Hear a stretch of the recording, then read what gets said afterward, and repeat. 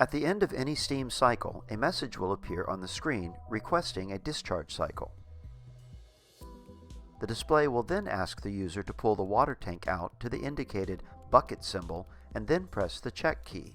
The bucket symbol is located on the left side of the water tank as seen here. Press the check key and the discharge cycle will begin.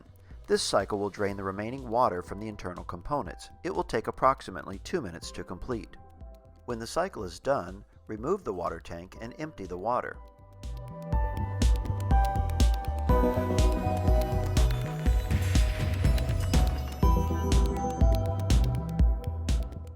Reinsert the water tank and close the oven door.